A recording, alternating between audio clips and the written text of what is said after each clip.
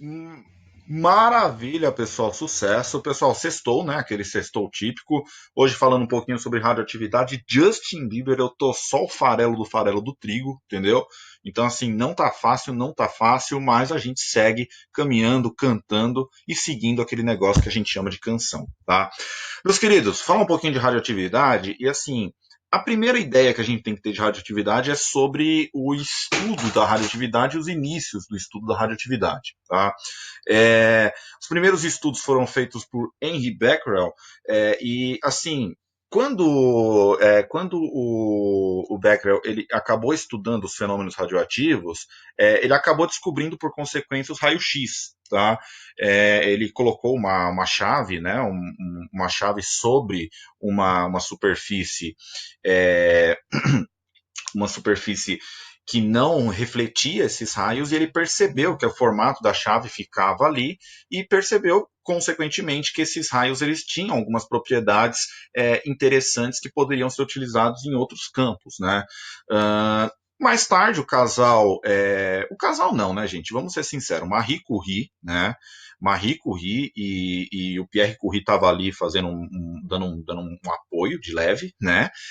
A gente fala que o casal Curie, né, e tudo mais, mas na verdade Marie Curie que comandou as descobertas de elementos radioativos, sobretudo polônio e o rádio, não à toa ela morreu de câncer basicamente pelo efeito da radioatividade desses elementos, tá?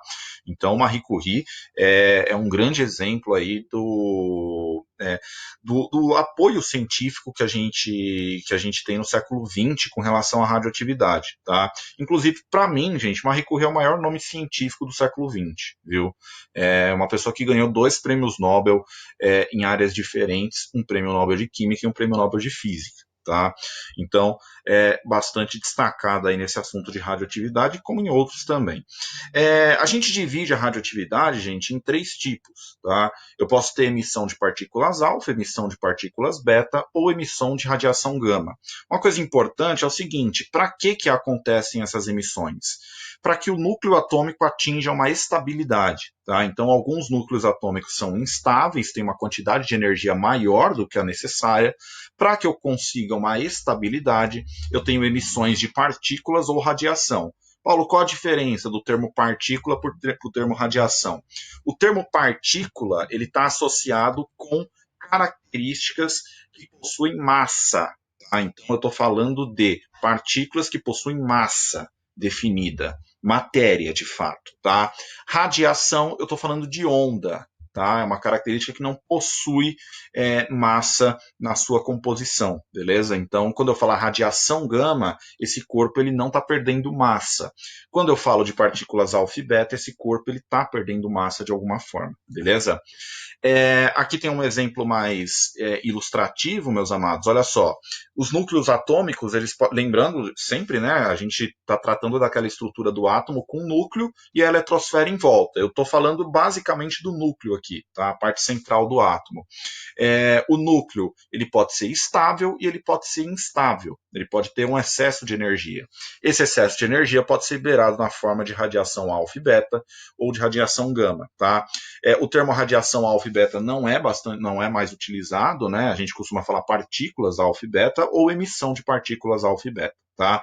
Então é mais ou menos dessa forma que funciona no caso da radioatividade de núcleos com excesso de energia. Tá? Qual a intenção deles quando fazem isso? Justamente se tornar estável. Beleza? Então é basicamente isso que eu estou fazendo.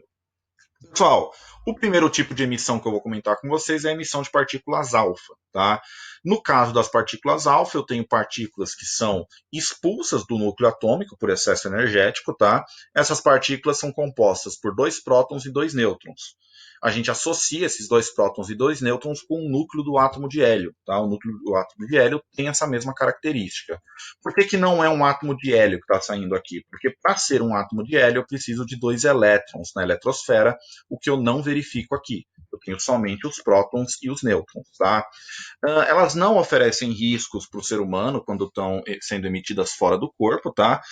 Porque elas não são passíveis nem da roupa e muito menos da pele. Tá? Mas dentro do corpo, quando a gente ingere material radioativo com emissão de partícula alfa, elas são bastante perigosas, porque eu posso ter modificação de tecidos a partir de partículas alfa, e a movimentação desse material dentro do corpo humano é bastante pesada, tá? Então, quando elas estão dentro do corpo humano, o risco já é mais alto, beleza?